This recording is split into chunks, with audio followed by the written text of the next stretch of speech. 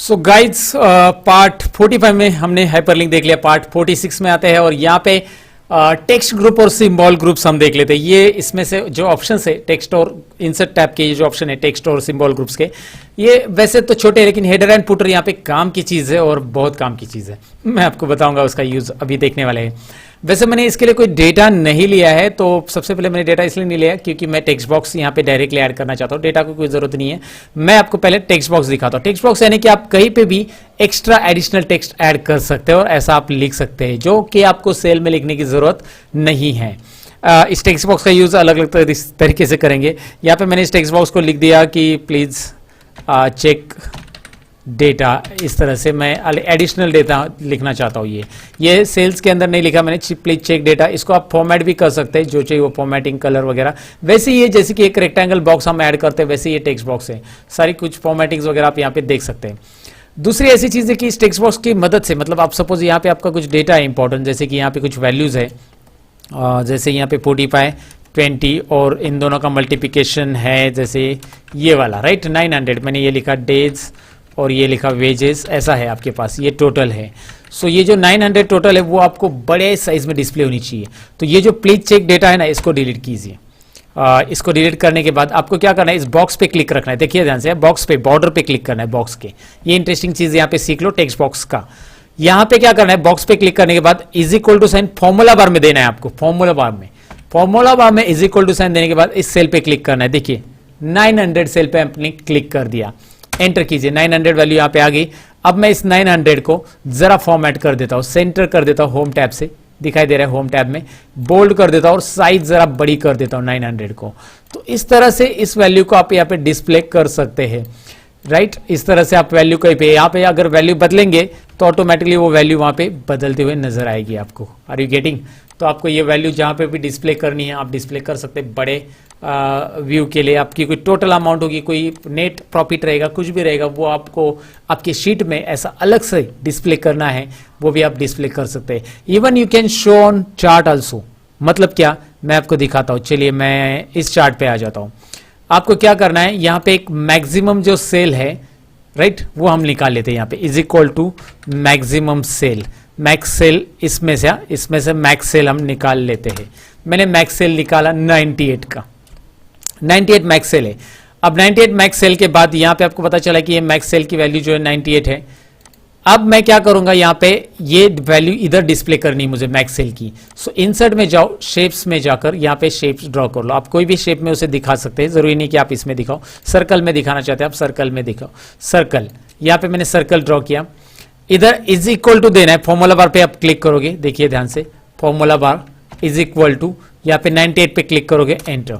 अब इस 98 को आपको जो फॉर्मेटिंग करना है वो सेंटर में लाके कर दो, सेंटर कर दो, बोल्ड करो, साइज बढ़ा दो और स्टाइल भी बदल दो। फॉर्मेट में जाकर यहाँ पे जो कलर देना है वो आप दे सकते हैं। 98 थोड़ा सा इसका साइज बढ़ा दो, तभी वो 98 दिखाई देगा क्योंकि 98 मैंने बड़ा कर दिया। अब यहाँ पे सपोज मैंने मैक्सिमम इसका कर दिया 120, तो मैक्सिमम 120 होना चाहिए। एक्चुअली ये बॉक्स सर्कल में ना, इसलिए वैल्यू नहीं दिख रही। अब यहाँ पे इसको 50 कर दी, 52 कर दिया तो 98 वाला आ गया। 98 की जगह इधर 99 कर दिया तो ये 99। जो मैक्स वैल्यू है वो यहाँ पे आपको दिखाते रहेगा वो राइट, कंटिन्यू दिखाते रहेगा। सो टेक्स्ट के बारे में तो आपको पता चला कि उसको अलग तरीके से हम कैसे शो कर सकते हैं। हेडर एंड फुटर के बारे में जान लेते हैं, लेकिन हेडर एंड फुटर के पहले ये छोटे छोटे ऑप्शन कवर कर लेते हैं। जैसे सिंबल है, आपको कोई सिंबल ऐड करना है तो आप यहाँ पे सिंबल पे क्लिक करो। सिंबल से स्टार्ट करते हैं सबसे पहले। सो सिंबल यहाँ पे ऑप्शन दिखाई दे रहा है, मैं क्लिक करता हूँ। सिंबल यहाँ पे ढेर सारे मिलेंगे, आप क्लिक करोगे सिंबल ऐड हो जाएगा।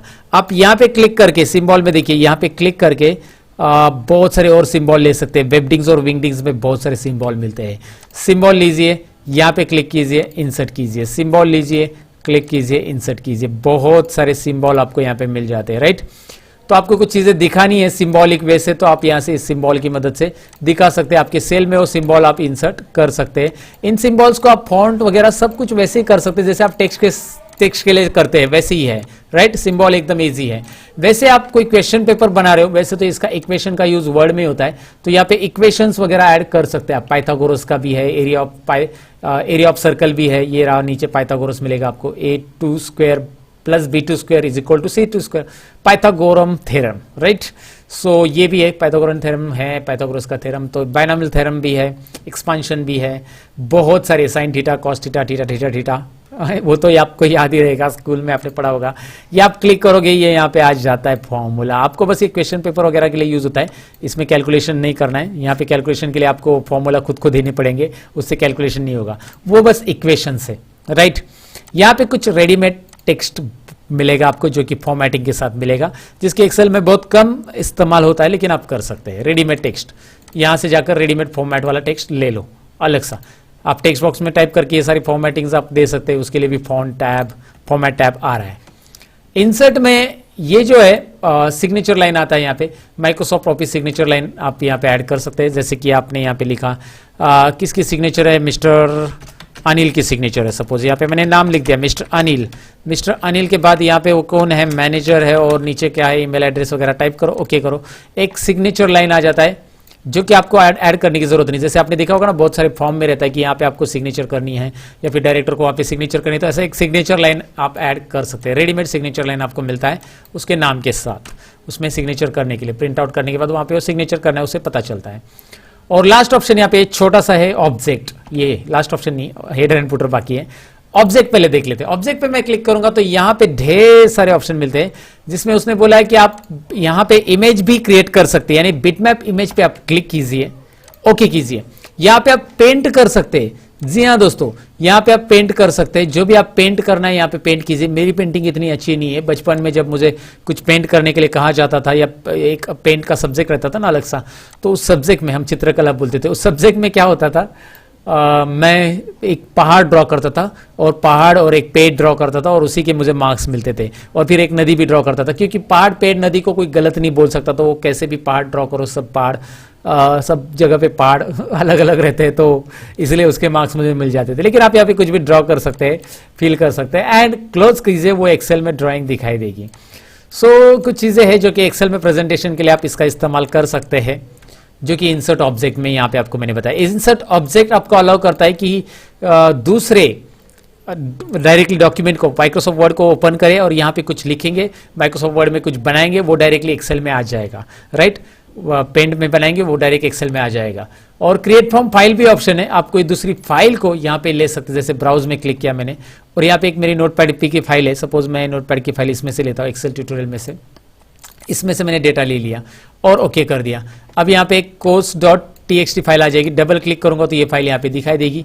फिर मैं इसे कॉपी करके यहाँ पे पेस्ट कर सकता हूँ, इधर पेस्ट कर सकता हूँ, देखिए इस तरह से। तो जब कंटेंट चाहिए उस फाइल में से, आपको बार बार कुछ कंटेंट लेना है, तो आप इसे इस तरह से लिंक करके रख सकते हैं फाइल को।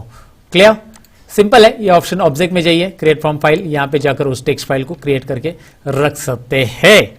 क्लियर, अब आपको ये समझा। अब हेड एंड फुटर समझ लेते हैं। इसके लिए कुछ डेटा भी चाहिए मुझे, तो मैं यहाँ पे इस शीट की मदद ले लूंगा डेटा के लिए। यहाँ पे मेरे पास शीट्स है और मैं इसे कॉपी करता हूँ पार्ट 46 में, यहाँ पे कुछ नीचे डेटा डाल देता हूँ।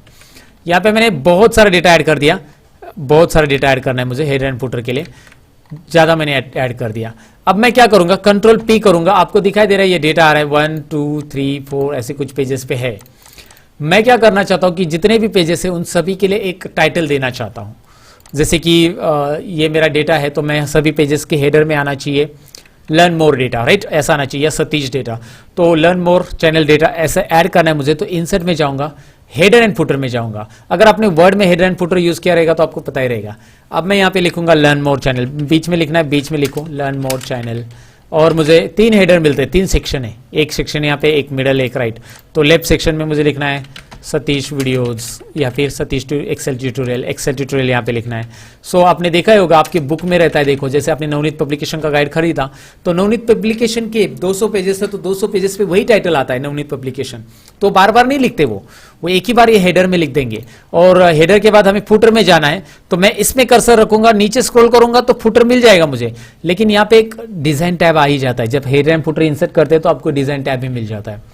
उसमें आपको गो टू फुटर में जाना है, और यहाँ पे आप लिख सकते हैं, मतलब यहाँ पे आप क्लिक करके लिखना है आपको, या फिर आपको पेज नंबर ऐड करना है। लिखना है तो लिखिए, पेज नंबर चाहिए तो यहाँ पे पेज नंबर पे क्लिक कीजिए। नंबर ऑफ पेजेस वगैरह भी ऐड कर सकते हैं, पेज नंबर साथ में नंबर ऑफ पेजेस ये भी चाहिए। सो पेज नंबर और नंबर ऑफ पेजेस दोनों भी आ जाएंगे। चलिए मैं आपको दिखाता हूँ यहाँ पे। पहले क्या करना है, हमें इसे हेडर एंड फुटर को क्लोज करना है। सो गो टू द हेडर भी यहाँ पे ऑप्शन दोबारा है, गो टू द फुटर भी है। अब हेडर एंड फुटर मुझे क्लोज करना है तो सिंपल मुझे एक्सेल के शीट पे क्लिक करना है।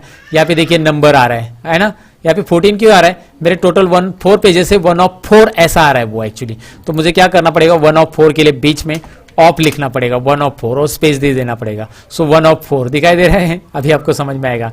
यहाँ पे देखिए नीचे देखिए स्क्रॉल कीजिए, यहाँ पे आएगा नीचे 2 ऑफ 4, यहाँ पे 3 ऑफ 4 और 4 ऑफ 4। 4 ही पेजेस है ना मेरे पास, 4 पेज पे डेटा है तो 4 पेजेस यहाँ पे आ जाएंगे दोस्तों।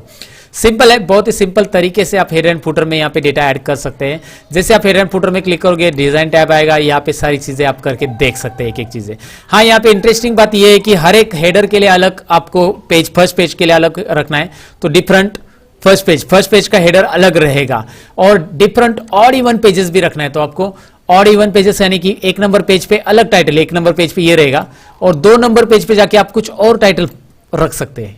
ऑड और इवन पेजेस पे, ऑड इवन पेजेस समझते हैं ना, 1 3 5 पे यही टाइटल रहेगा, 1 3 पे भी यही है, दिखाई दे रहा है 1 3 5 7 पे ये रहेगा। 2 4 पे आप अलग रख सकते हैं। यहाँ पे देखिए ब्लैंक है, आप जाके टाइप कर सकते हैं, ऑटोमेटिक ब्लैंक हो जाता है। मैंने ये क्लिक किया है ना, कहाँ पे गया, हेडर एंड फुटर पे क्लिक करो, डिजाइन में जाओ, डिफरेंट ऑड इवन पेजेस हटा दो। तो ये सारी चीजें यहाँ पे करनी है। और यहाँ पे अभी हेडर एंड फुटर में एक इंपॉर्टेंट बात बताना चाहता हूँ। अगर आप ऐड करना चाहते हैं आपके इसके हेडर एंड फुटर के मतलब वाटर मार्क ऐड करना चाहते हैं आपके इसके पेज के लिए तो हेडर एंड फुटर की मदद आप ले सकते हैं। कैसे, मैं आपको बताने वाला हूं, लेकिन हम देखेंगे उसको पार्ट 47 के अंदर कि हेडर एंड फुटर आगे कैसे और काम आता है अपने वाटर मार्क ऐड करने के लिए। ये था पार्ट 46, बड़ा हो गया है, इसकी प्रैक्टिस पहले कर लीजिए। ये पार्ट छोटे छोटे मैंने इसलिए बनाए क्योंकि आप पहले प्रैक्टिस कर लो इनकी, फिर आप पार्ट 47 में आ जाइएगा। सॉरी, स्लिप ऑफ टंग हो गया। मिलते पार्ट 47 के अंदर। टिल देन बाय बाय दोस्तों, अपना ख्याल रखो।